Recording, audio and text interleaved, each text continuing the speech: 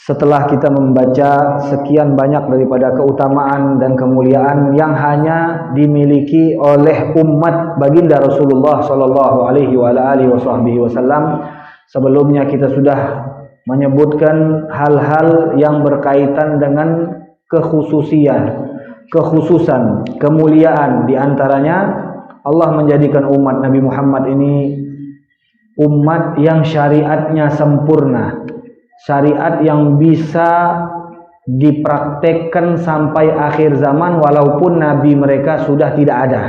Berbeda halnya dengan umat-umat terdahulu, nabi mereka hanya diutus untuk kaumnya saja, sehingga kalau dipraktekkan ke umat yang lain maka ada kemungkinan syariat tersebut akan dianggap tidak sempurna untuk umat yang lain.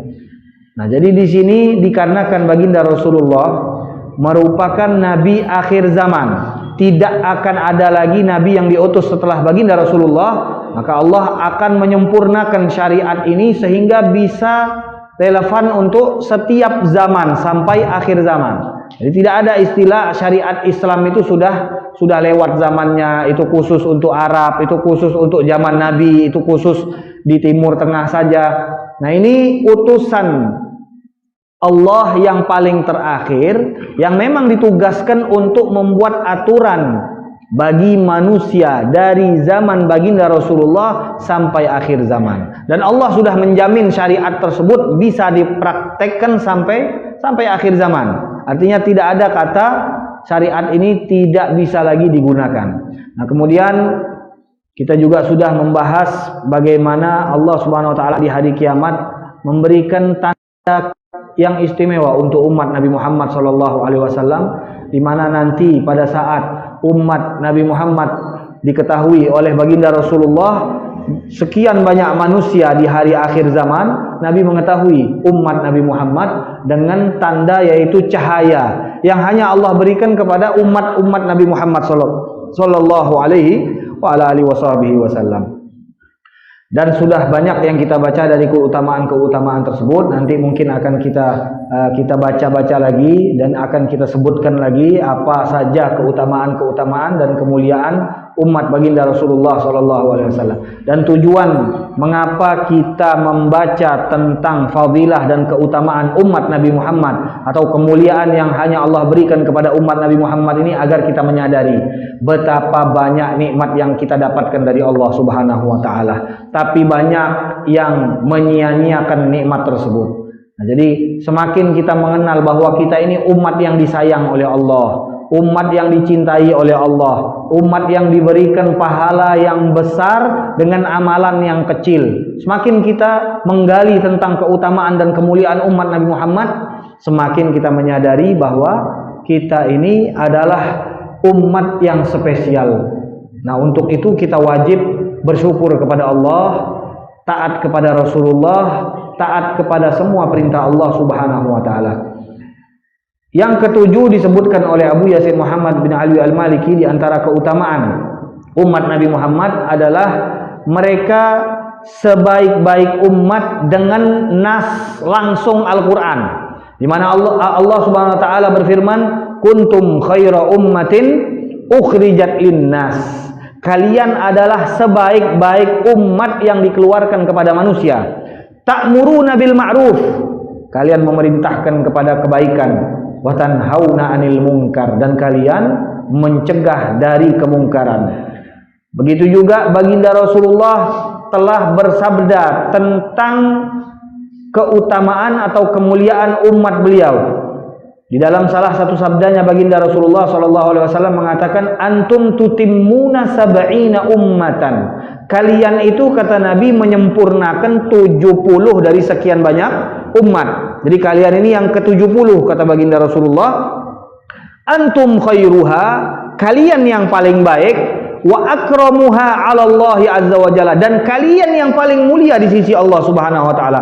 Dari 70 umat nabi-nabi terdahulu, kalianlah yang paling baik, kalianlah yang paling mulia, kata baginda Rasulullah sallallahu alaihi wasallam. Dalam sabda yang lain baginda Rasulullah mengatakan, aku diberikan beberapa hal di mana hal-hal tersebut tidak diberikan kepada nabi-nabi lain. Yang pertama, nusirtu birru'bi, aku diberikan pertolongan oleh Allah Subhanahu wa taala dengan rasa takut musuhku sebelum aku berperang dengan mereka.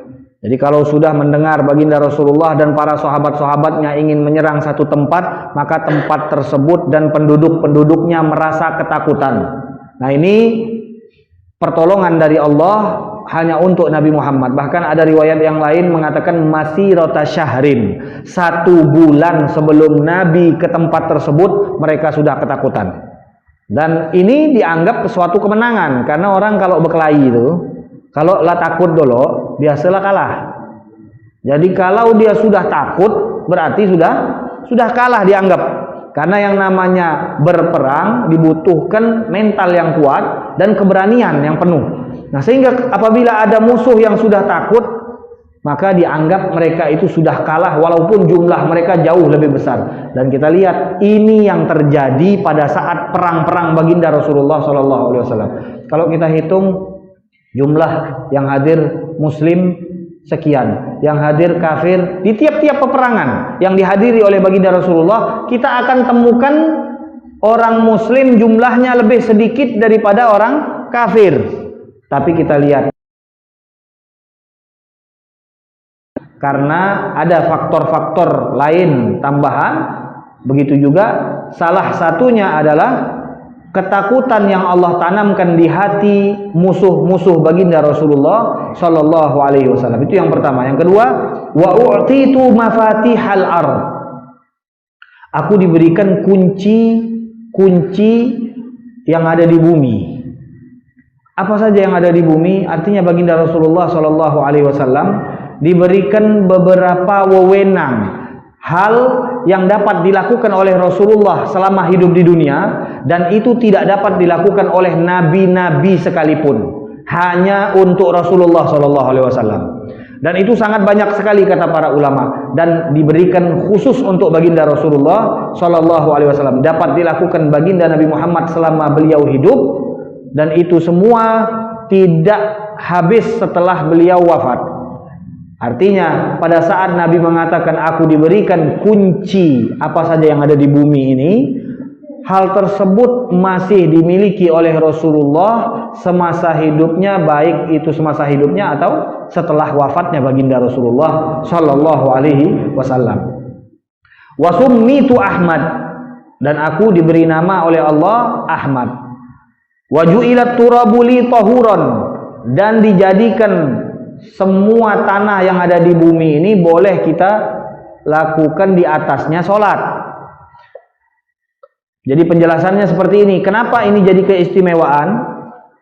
Zaman sebelum baginda Rasulullah SAW, tiap-tiap umat apabila ingin melaksanakan ibadah kepada Allah sesuai dengan syariatnya, maka wajib bagi mereka untuk mendatangi tempat ibadat. Wajib. Orang kalau sholat tidak sah kecuali di masjid.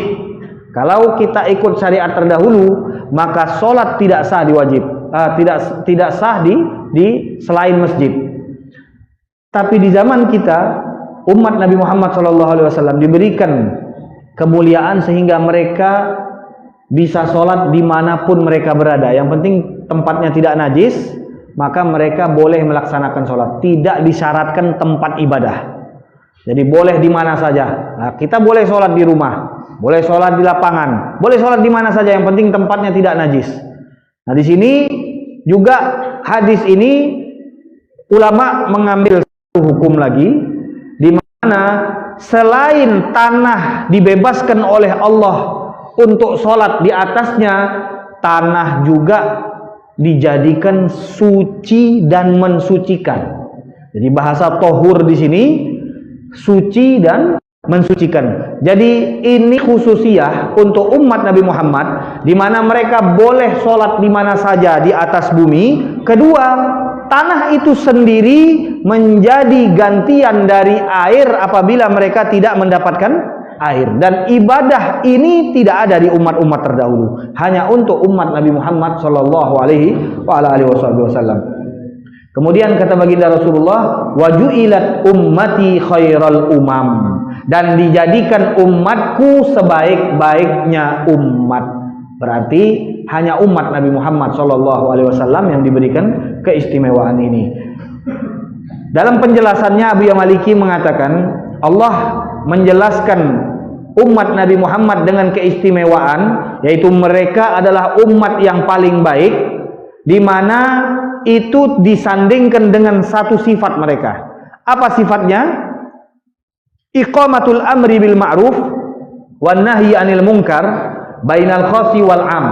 Mereka menegakkan, memerintahkan ke dalam kebaikan dan mencegah dari kemungkaran, bainal khas wal 'am, baik di ruang lingkup keluarga mereka atau orang-orang khusus mereka ataupun tempat yang lebih umum. Ini yang menjadikan umat Nabi Muhammad SAW itu umat yang paling baik. Jadi ada sifat yang Allah tambahkan mengapa mereka jadi umat yang paling baik. Kemudian kata beliau, ini seakan-akan syarat, kata Abu Yamaliki, seperti syarat bagi siapa saja yang ingin menyandang gelar predikat umat yang paling baik, maka dia harus menegakkan yang ma'ruf, memerintahkan kepada yang ma'ruf, dan mencegah kepada yang mungkar. Nah ini mungkin sebagian orang, berarti harus ngerusuh-ngerusuh, karena definisi dia tentang amar ma'ruf nahi mungkar itu ngerusuh. Amar ma'ruf itu memerintahkan kepada yang baik, nahi mungkar mencegah kepada yang mungkar, dan tidak bisa kita bahas dalam satu pertemuan karena ada syarat-syaratnya. Misal memerintahkan kepada yang baik, nanti kita lihat dulu kebaikan yang mau diperintahkan ini hukumnya apa dulu. Kalau hukumnya wajib, maka memerintahkannya juga jadi wajib. Kalau hukumnya sunnah, maka memerintahkannya jadi sunnah. Tapi ada orang-orang yang kalau dalam bab amar ma'ruf nahi mungkar semua jadi wajib karena tidak ada ilmu. Misal nyukur kumis, nyukur rambut lain, hukumnya wajib apa sunnah? Wajib apa sunnah? Orang lain untuk mencukur rambut-rambut tersebut hukumnya sunnah.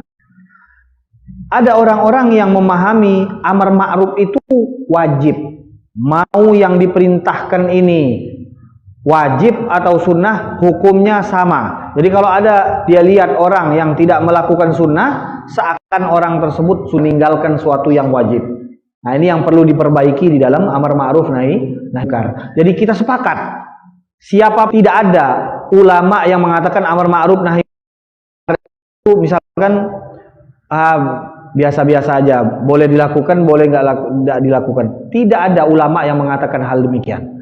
Semua sepakat, umat Nabi Muhammad diberi gelar umat yang paling baik karena mereka menegakkan amar ma'ruf dan nahi mungkar.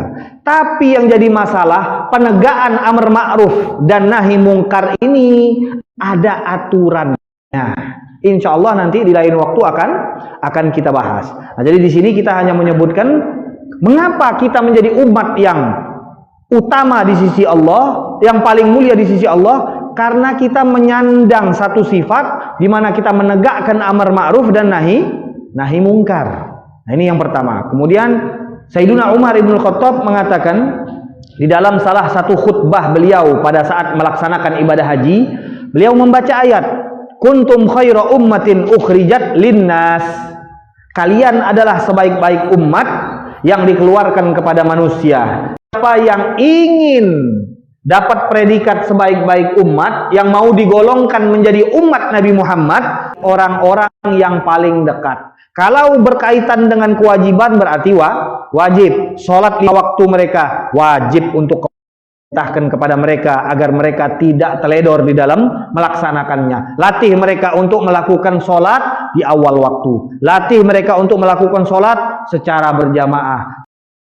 Hukuman, betul, tapi siapa yang mempraktekkan, yang boleh menghukum, itu harus jadi pembahasan. Karena kalau kita hanya berbicara, oh di dalam Islam ini anak umur 10 tahun dipukul, pukulannya seperti apa? Yang berhak mukul siapa saja? Masa tetangga-tetangga mukul semua anak yang tidak sholat 5 waktu? Dia umur baru 10 tahun. Nah, ini ada aturan-aturan yang kalau seseorang berbicara amar ma'ruf nahi mungkar itu harus dibahas sebenarnya. Karena mengapa?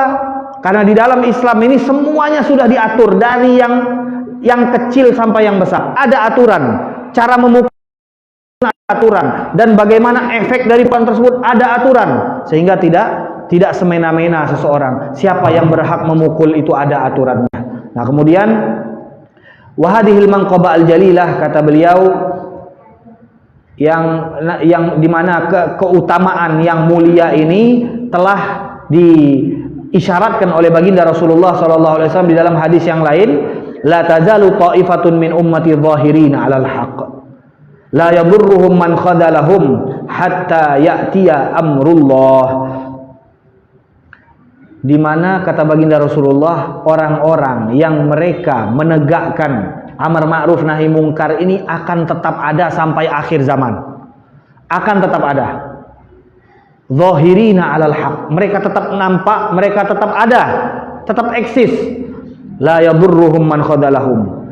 Mereka tidak akan terpengaruh dengan orang-orang yang tidak sependapat dengan mereka, orang-orang yang tidak mendukung mereka, orang-orang yang menghina mereka. Mereka tidak terpengaruh hatta ya'tiya amrullah, sampai datang di mana Allah Subhanahu wa taala menentukan kapan akhir daripada hari kiamat tersebut. Kata Nabi, orang ini tetap ada sampai akhir zaman. Enggak maksud dari baginda Rasulullah memberikan kabira ini bahwa kita jadi bagian. Wa hadza bi khilafi ahlul kitab, kata beliau, ini berbeda dengan ahlul kitab yang lain. Yahudi, Nasrani, berbeda. Mereka melupakan syiar ini, syiar amar ma'ruf nahi mungkar ini mereka lupakan. Sehingga datang satu ayat yang memberikan kepada mereka peringatan yang sangat besar, di mana Allah memulai ayat tersebut dengan lu'inal ladzina kafaru min bani Israil. Laknat bagi mereka orang-orang Bani Israel, orang-orang yang kafir dari Bani Israel, lewat lisan Nabi Daud, lewat lisan Nabi Isa bin Maryam. Apa penyebab mereka mendapatkan laknat? Laknat itu kalau kita definisikan, bukan laknat itu disompau, berarti dia ini disompau Allah, dilaknat Allah, disompau. Kita ini kan ngelaknat orang berarti nyompau orang. Laknat itu bu'ud anir rahmah.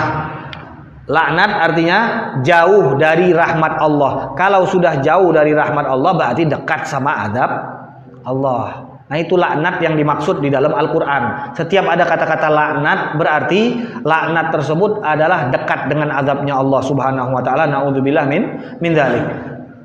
Dzalika bima asaw wa kanu ya'tadun. Di sini disebutkan mereka dapat laknat, mereka jauh dari rahmat, mereka dekat dengan azab karena mereka bermaksiat dan karena mereka melampaui batas. Kanu la yatanahawna 'anil munkarin. Kemudian Allah mulai menjelaskan apa bentuk maksiat mereka, apa bentuk pelampauan batas mereka.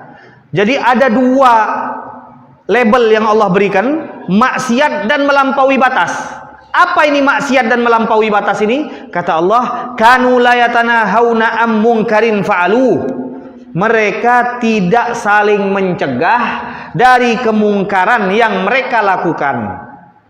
Jadi baik mereka yang melakukan atau orang lain yang melakukan, karena di dalam amar ma'ruf nahi mungkar ini kewajibannya tidak terangkat kalau seseorang sedang melakukan kemaksiatan, oh berarti dia tidak wajib untuk menegur karena dia sekarang sedang maksiat. Enggak, kata ulama, kalau ada 5 orang duduk sedang minum, maka 5-5-nya punya kewajiban untuk mencegah yang lainnya walaupun sedang sama-sama minum. Jadi kalau mereka tidak mencegah yang lainnya, berarti mereka kena dua dosa. Dosa bermaksiat, dosa membiarkan orang lain untuk bermaksiat. Dua dosa yang didapatkan ketika ada orang bermaksiat bersama orang lain. Jadi maksiat massal itu kena dua dosa. Nah, di sini Allah Subhanahu wa taala mengatakan kanu la yatanahawna am munkarin fa'alu. Mereka tidak saling mencegah dari kemungkaran yang mereka lakukan. Labi sama kanu yaf'alun. Kata Allah, itulah paling jeleknya perilaku dan perbuatan. Paling jeleknya perilaku dan perbuatan adalah pada saat engkau bermaksiat dan pada saat engkau melampaui batas dengan tidak menegakkan amar ma'ruf dan nahi mungkar. Labi sama kanu yaf'alun. Diberi apa? Diberi label oleh Allah Subhanahu wa taala, seburuk-buruk perilaku dan perbuatan adalah diam di saat engkau mengetahui perintah Allah dilanggar sedangkan engkau termasuk orang yang mampu untuk mengubahnya. Fadhahara, maka kata Abu Maliki, dengan ini kita tahu bahwa mereka orang-orang Yahudi dengan meninggalkan syiar amar ma'ruf nahi mungkar, mereka mendapat laknat lewat lisan Nabi Daud dan Nabi Isa alaihi wassalam, dan kemudian Allah menamakan pelanggaran tersebut, mereka meremehkan amar ma'ruf nahi mungkar tersebut dinamakan oleh Allah maksiat dan dinamakan juga melampaui batas. Wa huwa bi'sal fi'lu, dan itu adalah perilaku dan perbuatan yang paling jelek, wal iyadu billah. Kemudian beliau melanjutkan wa tattadhih surat hadhil khairiyah al-ilahiyah fil ummati Muhammadiyah. Beliau mengatakan kalau kita membandingkan umat ini dengan umat yang lain, maka akan jelas di mana perbedaan umat Nabi Muhammad dengan umat yang lainnya. Di mana umat yang lainnya disifatkan di dalam Al-Qur'an duribat alaihimud dzillah. Mereka diikuti dengan kehinaan dimanapun mereka berada. Kemudian untuk umat Nabi Muhammad sallallahu alaihi wasallam, mereka juga diberikan satu kabar gembira di mana musuh-musuh mereka tidak dapat membahayakan mereka kecuali dengan gangguan yang kecil. La yadurrukum illa adza. Kalian tidak akan dapat terganggu dari umat-umat yang lain kecuali hanya dengan gangguan kecil. Baik itu dengan lisan mereka, cacian, hinaan, atau dengan gangguan bentuknya syubhat, kalimat-kalimat yang dapat menyesatkan umat yang lainnya. Liyasuddu man dha'ufa imanuhu 'anil haqq, agar orang-orang yang lemah imannya terpengaruh. Wa huwal murad bil adza la yadurrukum illa adza. Kata beliau, ini tidak membahayakan Islam itu secara utuh. Jadi umat Nabi Muhammad ini tidak akan berbahaya, tidak akan terpengaruh, dan mereka kalaupun menerima gangguannya sedikit dari Yahudi, dari Nasrani, gangguannya sedikit. Orang secara gentleman, maka pastilah mereka akan berlari ke belakang. Dan ini dibuktikan lewat perang-perang baginda Rasulullah SAW. Ada janji Allah di dalam ayat tersebut. Ahlul kitab kalau seandainya kita melakukan dua hal, maka semua gangguan itu akan kecil. Yang penting orang Islam, orang mukmin melakukan dua hal. Yang pertama, al-iman billah, mereka beriman kepada Allah Subhanahu wa taala. Loh, kita ini sudah beriman. Tapi benarkah iman kita membawa kepada keberanian? Membawa kepada semangat di dalam beribadah? Iman kita mendorong untuk melakukan ketaatan yang murni, jujur, itu akan membawa kepada kebaikan demi kebaikan. Jadi dengan iman itu saja kita akan istiqomah. Makanya di sini dikatakan yang pertama, yang paling penting iman dulu. Setelah iman kita benar-benar bagus, maka yang kedua, ta'muruna bil ma'ruf wa tanhauna 'anil munkar. Iman yang murni, jujur, itu akan membawa kepada kebaikan demi kebaikan. Jadi dengan iman itu saja kita akan istiqomah. Makanya di sini dikatakan yang pertama yang paling penting iman dulu. Setelah iman kita benar-benar bagus, maka yang kedua ta'muruna bil ma'ruf wa tanhauna 'anil munkar. Apa namanya? Janji Allah pasti akan dipenuhi dan tidak mungkin janji tersebut berbeda dengan apa yang Allah katakan. Jadi kalau Allah mengatakan kalian akan menang kalau kalian beriman dan kalau kalian memerintahkan amar ma'ruf dan mencegah daripada kemungkaran, maka pasti kita akan mendapatkan kemenangan demi kemenangan. Wa nahu 'anil munkar walakinnal muslimin, tapi sayang kata beliau, kita ini kenapa kok sekarang dapat cobaan, dapat akidah kita dirusak, kita loyo, kita nggak semangat. Ulamanya juga nggak bisa menolak daripada syubhat-syubhat yang diberikan oleh orang-orang kafir. Sehingga kata beliau berubah keadaan kita, mereka farratu fi dinihim. Mereka teledor di dalam agama mereka. Banyak dari kita yang masih meninggalkan sholatnya, banyak dari kita yang masih makan riba, banyak dari kita yang mereka masih mengedepankan syahwat mereka, banyak dari kita yang mengikuti dikte setan kepada kita. Wa tafarraqu syi'an wa ahzabah, dan kita bercerai-berai. Kita sama-sama orang Islam tapi berpecah belah, dan ini terbukti sekarang. Ini semuanya sudah terjadi, di mana banyak dari kita yang meninggalkan sholat, banyak dari kita yang makan riba, banyak dari kita yang lebih memilih syahwat daripada mengikuti majelis-majelis ilmu, banyak dari kita yang mengikuti semua yang diperintahkan oleh setan. Wa tafarraqu syi'an wa ahzaba wa tarakul amr bil ma'ruf wa nahi 'anil munkar. Kita sekarang tidak lagi seperti dulu, sehingga banyak dari kemenangan yang Allah janjikan itu tidak lagi kita dapatkan. Jadi akibat ini semua kita jauh dari kemenangan. Nah, kalau kita mau kembali kata beliau, maka niscaya tabaddala haluhum, niscaya orang-orang yang kembali maka mereka akan sabbatahumullahu biqadri raja'atihim tilka. Niscaya Allah akan memantapkan kembali, mengokohkan kembali apa yang telah Allah berikan kepada orang-orang di zaman Rasulullah SAW. Kemenangan demi kemenangan Allah berikan kepada umat Nabi Muhammad di zaman Nabi Muhammad itu dikarenakan iman mereka. Senjata mereka tidak banyak, jumlah mereka tidak banyak, tapi yakin mereka kepada Allah Subhanahu wa taala. Dalam perang Badar kita tahu jumlah mereka hanya 313 melawan 1000 orang. Senjata mereka dikatakan kuda saja hanya 2. Kudanya saja 2. Pedang yang memang digunakan untuk berperang itu dikatakan hanya tidak sampai 10. Pedang yang digunakan untuk berperang. Jadi dari 313 itu hanya pedang yang biasa mereka bawa untuk menjaga-jaga, bukan pedang panjang yang memang dikhususkan untuk berperang. Jumlah sudah sedikit, peralatan juga tidak lengkap, kuda mereka tidak punya. Artinya kesempatan mereka untuk menang itu sangat, kalau hitung-hitungan matematikanya sangat sedikit.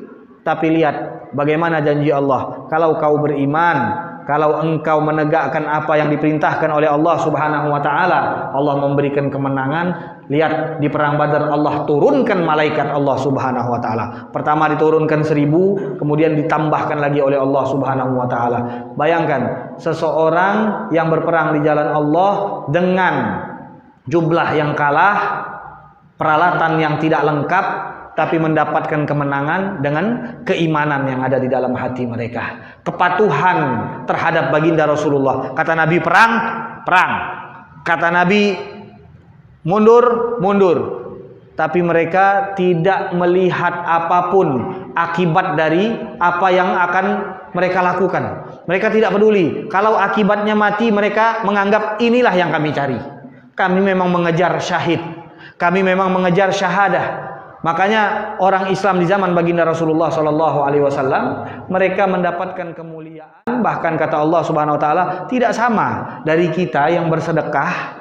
Walaupun dari kita sedekah sebanyak gunung Uhud, kalau dibandingkan dengan sahabat, mereka bersedekah sebanyak genggaman saja, itu tidak sebanding dengan kita bersedekah walaupun sebesar gunung Uhud.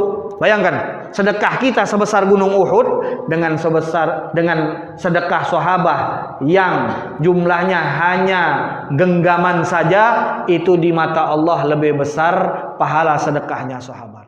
Karena ini yang membedakan antara kita dengan umat yang hidup bersama Nabi Muhammad, yang iman mereka kuat, penegakan amar ma'ruf dan nahi mungkar mereka juga masih kuat, dan karena itulah mereka dibuahi dengan kemenangan demi kemenangan. Mudah-mudahan Allah mengembalikan kemenangan tersebut kepada umat Islam, dan kita termasuk dijadikan oleh Allah Subhanahu wa taala bagian orang-orang yang menegakkan amar ma'ruf dan nahi mungkar, dan kita bisa mempraktekkannya terlebih dahulu di rumah kita, terhadap keluarga kita, terhadap orang-orang yang ada di bawah kita. Mudah-mudahan kita termasuk orang-orang pilihan Allah Subhanahu wa taala yang masuk di dalam hadis Nabi Muhammad, la tazalu ta'ifatun min ummati zahirina 'alal haq wallahu taala a'lam bissawab.